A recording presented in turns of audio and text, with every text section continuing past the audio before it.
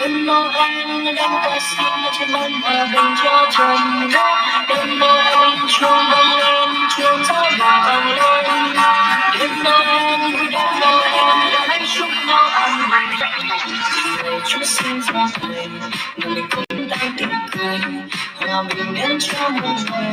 Mình cất tiếng ca mừng vui, ngày này giáng sinh an hòa, mình hạnh phúc cho muôn nhà, từ thành phố hay đồng quê.